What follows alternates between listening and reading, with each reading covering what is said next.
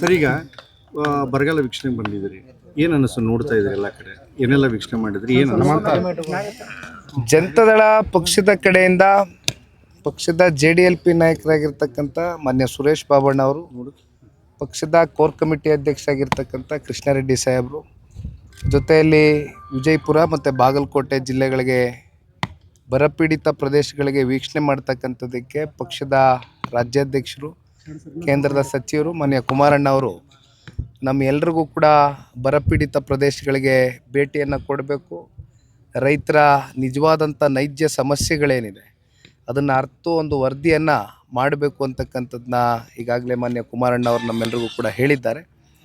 ಆ ಹಿನ್ನೆಲೆಯಲ್ಲಿ ಜನತಾದಳ ಪಕ್ಷ ನಿಮಗೆ ಗೊತ್ತಿದೆ, ಇದೊಂದು ಪ್ರಾದೇಶಿಕ ಪಕ್ಷ, ರೈತರ ಪರವಾಗಿ ಸದಾಕಾಲ ಒಂದು ಕಮಿಟ್ಮೆಂಟ್ ಇಟ್ಕೊಂಡು ಕಳೆದ 30 ವರ್ಷದಿಂದ ನಿರಂತರವಾಗಿ ಹೋರಾಟ ಮಾಡ್ತಾ ಇರ್ತಕ್ಕಂಥ ಪಕ್ಷ. ಈ ಭಾಗದಲ್ಲಿ ವಿಶೇಷವಾಗಿ ಇದು ಕೇವಲ ನಾನು ಒಂದು ಭಾಗಕ್ಕೆ ಅಂತಕ್ಕಂಥದ್ದನ್ನ ಇವತ್ತು ಬರವನ್ನು ಸೀಮಿತ ಮಾಡಲಿಕ್ಕೆ ಇಷ್ಟಪಡೋದಿಲ್ಲ.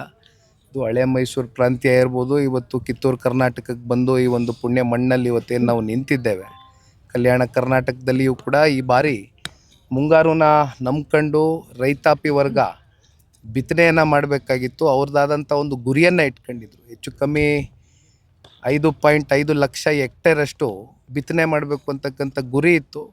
ಆದರೆ ಇಲ್ಲಿವರೆಗೂ 1.3 ಲಕ್ಷ ಹೆಕ್ಟೇರಷ್ಟು ಮಾತ್ರ ಬಿತ್ತನೆ ಮಾಡೋಕ್ಕಾಗಿದೆ. ಅದರಲ್ಲೂ ಬಿತ್ತನೆ ಮಾಡಿರ್ತಕ್ಕಂಥ ಕೆಲವೊಂದಷ್ಟು ರೈತಾಪಿ ವರ್ಗ ಮುಂಗಾರು ಈ ಸಲ ನಮ್ಮ ಕೈ ಹಿಡಿಯುತ್ತೆ, ಮಳೆ ಬರುತ್ತೆ, ಹೇಗೋ ನಮಗೆ ಬಿತ್ತನೆ ಮಾಡಿದಂಥ ಇಲ್ಲಿ ತೊಗರಿ ಇರ್ಬೋದು ಅಥವಾ ಜೋಳ, ಮೆಕ್ಕೆಜೋಳ ಇರ್ಬೋದು, ಹತ್ತಿ ಇರ್ಬೋದು, ಈ ರೀತಿ ಅನೇಕ ಕೃಷಿ ಚಟುವಟಿಕೆಗಳಲ್ಲಿ ರೈತರು ನಿರಂತರವಾಗೇನು ಈ ಕೃಷಿ ತಾಯಿಯನ್ನು, ಭೂಮಿಯನ್ನು ನಂಬ್ಕೊಂಡು ಬದುಕು ಕಟ್ಕೊಂಡಿದ್ದಾರೆ. ಅಂಥವ್ರಿಗೆ ಈ ಬಾರಿ ಸಂಕಷ್ಟದ ದಿನಗಳು ತೀವ್ರವಾಗಿ ಎದುರಾಗಿದೆ. ಆ ನಿಟ್ಟಿನಲ್ಲಿ ಇವತ್ತು ಬಂದು ಬರ ವೀಕ್ಷಣೆ ಮಾಡ್ತಕ್ಕಂಥದ್ದಕ್ಕೆ ಈ ಭಾಗದಲ್ಲಿ ಇಂಡಿ ವಿಧಾನಸಭಾ ಕ್ಷೇತ್ರ, ಜೊತೆಯಲ್ಲಿ ನಮ್ಮ ಬಸವನ ಬಾಗೇವಾಡಿ ಎರಡೂ ಕ್ಷೇತ್ರದಲ್ಲಿ ಬೆಳಗ್ಗೆಯಿಂದ ರಾತ್ರಿವರೆಗೂ ರೈತರ ಹೊಲ ಗದ್ದೆಗಳಿಗೆ ಒಂದು ಭೇಟಿಯನ್ನು ಕೊಡಬೇಕು ಅಂತಕ್ಕಂಥ ತೀರ್ಮಾನ ಮಾಡಿದ್ದೇವೆ. ಇಲ್ಲಿ ಸರಿಸುಮಾರು 6 ಎಕರೆ ಜಮೀನನ್ನು ಹೊಂದಿರತಕ್ಕಂಥ ಈ ಭಾಗದ ರೈತರೇನಿದ್ದಾರೆ, ಇಲ್ಲಿ ತಾವೆಲ್ಲ ನೋಡ್ಬೋದು, ಸಂಪೂರ್ಣವಾಗಿ ಇವತ್ತು ಇಲ್ಲಿ ಏನೊಂದು ಮಳೆ ಆಗಬೇಕಾಗಿತ್ತು, ಆಗದಿರ ಇರೋದ್ರಿಂದ ಇವತ್ತು ಇಲ್ಲಿ ಯಾವುದೇ ಒಂದು ಬಿತ್ತನೆ ಆಗಿಲ್ಲ. ಬಿತ್ತನೆ ಮಾಡಿರ್ತಕ್ಕಂಥವ್ರು ಕೂಡ ಇದ್ದಾರೆ. ಆ ಬಿತ್ತನೆ ಮಾಡ್ತಕ್ಕಂಥದ್ದಕ್ಕೆ ಬೀಜ ತಗೊಂಡು ಬರ್ತಕ್ಕಂಥದ್ದಕ್ಕೆ ಸಾಲ ತಗೊಂಡು, ಸಾಲದ ಹೊರೆ ಮತ್ತಷ್ಟು ಇವತ್ತು ಅವ್ರ ಹೆಗಲ ಮೇಲೆ ಜಾಸ್ತಿ ಮಾಡ್ಕೊಂಡಿದ್ದಾರೆ ಹೊರತುಪಡಿಸಿ ಇದರಿಂದ ಅವ್ರಿಗೆ ಆಗಿರ್ತಕ್ಕಂಥ ಅನುಕೂಲಗಳು ಏನೂ ಇಲ್ಲ. ಹಾಗಾಗಿ ಇವತ್ತು ಒಂದು ವಿಶೇಷವಾದಂಥ ದಿನ, ಮಣ್ಣೆತ್ತಿನ ಒಂದು ಅಮಾವಾಸ್ಯೆ. ಕಲ್ಯಾಣ ಕರ್ನಾಟಕ ಮತ್ತು ಕಿತ್ತೂರು ಕರ್ನಾಟಕ ಭಾಗದಲ್ಲಿ ಇವತ್ತು ಎತ್ತುಗಳು ವರ್ಷ ಇಡೀ ನಮಗೆ ದುಡಿಯುತ್ತೆ, ರೈತರಿಗೋಸ್ಕರ ದುಡಿತವೆ. ಇದು ಕೇವಲ ಒಂದು ಪ್ರಾಣಿಗಳಾಗಿ ಅಷ್ಟೇ ಅಲ್ಲ, ದೈವ ಸ್ವರೂಪದ ಎತ್ತುಗಳಿಗೆ ಇವತ್ತು ಕುಂಕುಮ, ಅರಿಶಿನ ಇವೆಲ್ಲವೂ ಕೂಡ ಪಾರಂಪರಿಕವಾಗಿ ರೈತರು ಈ ಭಾಗದಲ್ಲಿ ಪೂಜೆಯನ್ನು ಮಾಡ್ಕೊಂಡು ವರ್ಷಕ್ಕೆ ಈ ಒಂದು ದಿನ ವಿಶೇಷವಾದಂಥ ಒಂದು ಪೂಜೆ ಸಲ್ಲಿಸಬೇಕು ನಮ್ಮ ಎತ್ತುಗಳಿಗೆ ಅಂತಕ್ಕಂಥದ್ದು ರೈತರ ಜೊತೆಯಲ್ಲಿ ಇವತ್ತು ನಾನು ಕೂಡ ನನ್ನ ಪುಣ್ಯ ಇವತ್ತು ಇಂಥ ಒಂದು ದಿನ ಬಂದು ಇಲ್ಲಿ ರೈತರ ಜೊತೆ ಭಾಗಿಯಾಗಿ ಎತ್ತುಗಳಿಗೆ ಪೂಜೆ ಸಲ್ಲಿಸಿರ್ತಕ್ಕಂಥದ್ದು ಬಹುಶಃ ನನ್ನ ಜೀವನದಲ್ಲಿ ನಾನು ಮರೀಲಿಕ್ಕಾಗದೇ ಇರತಕ್ಕಂಥ ಒಂದು ವಿಶೇಷವಾದಂಥ ದಿನ ಅಂತ ಭಾವಿಸಿದ್ದೇನೆ. ಇಂಥ ದಿನ ಇವತ್ತು ಇಲ್ಲಿ ಬಂದು ನಿಂತಾಗ ಎಲ್ಲೋ ಒಂದು ಕಡೆ ರೈತರಿಗೆ ಏನೊಂದು ಈ ಸಂಕಷ್ಟ ಎದುರಾಗಿದೆ, ಈ ಒಂದು ನೋವನ್ನು ಎದುರು ನೋಡ್ತಾ ಇರ್ತಕ್ಕಂಥ ರೈತರಿಗೆ ಅವ್ರ ಸಂಕಷ್ಟವನ್ನು ಧಾವಿಸ್ತಕ್ಕಂಥದ್ದಕ್ಕೆ ಸರ್ಕಾರ ಮುಂದಾಗಬೇಕು.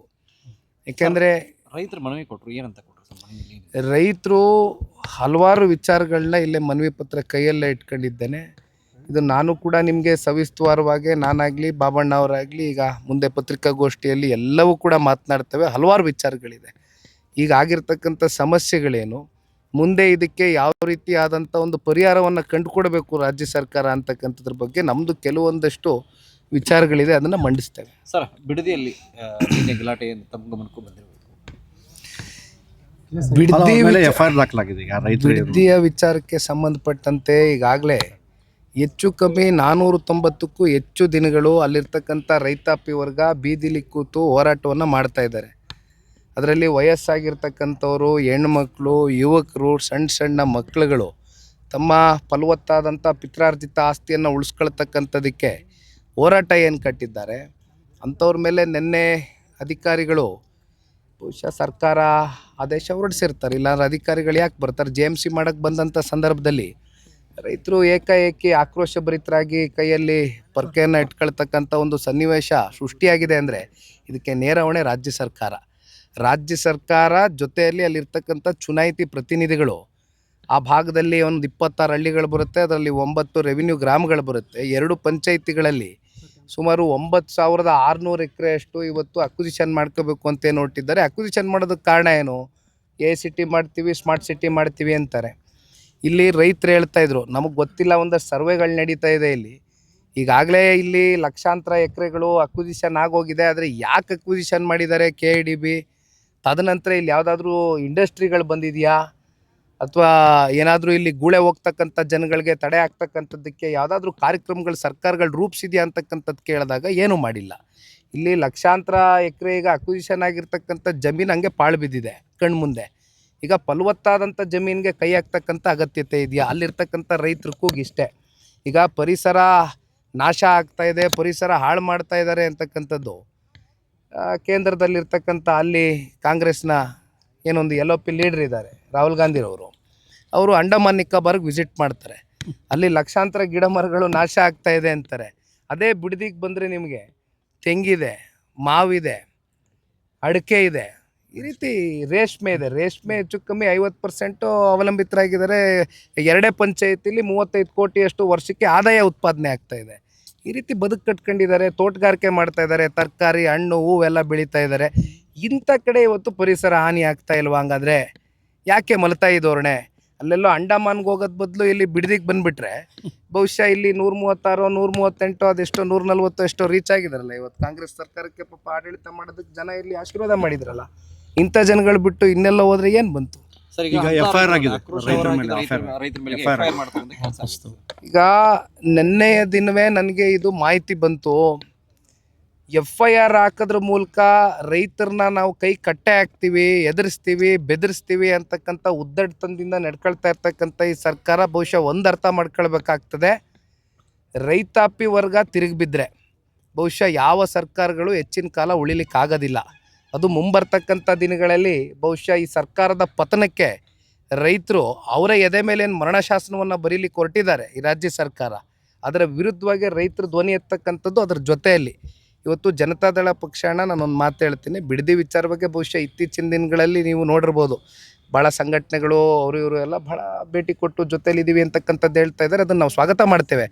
ಆದರೆ ಮೊದಲನೇ ದಿನದಿಂದನೂ ಕೂಡ ಜನತಾದಳ ಪಕ್ಷ ಒಂದು ಇಲ್ಲಿ ಕುಮಾರಸ್ವಾಮಿ ಅವರಾಗಲಿ, ನಾನಾಗಲಿ, ಬಾಬಣ್ಣ ಅವರಾಗಲಿ, ಅಲ್ಲಿರ್ತಕ್ಕಂಥ ಜಿಲ್ಲೆ ನಾಯಕರಾಗಲಿ ಒಂದೇ ಹೇಳಿರೋದು, ಇಫ್ ಎಟ್ ಆಲ್ ಕನ್ಸೆಂಟು 80% ಅಂತಕ್ಕಂಥದ್ದನ್ನ ರಾಜ್ಯ ಸರ್ಕಾರ ಏನು ಹೇಳ್ತಾ ಇದ್ದಾರೆ, ರೈತರು ಕೊಡೋ ಅಂಥದ್ದಕ್ಕೆ ಏನಾದರೂ ಮುಂದೆ ಬಂದು ಕೊಡ್ತಾರೆ ಅನ್ನೋದಾದರೆ, ಅವ್ರ ಒಪ್ಪಿಗೆ ಇದೆ ಅನ್ನೋದಾದರೆ ನಾವು ತಕರಾರು ಎತ್ತಲ್ಲ. We are not against development, ಅಭಿವೃದ್ಧಿಯ ವಿರೋಧಿಗಳಲ್ಲ.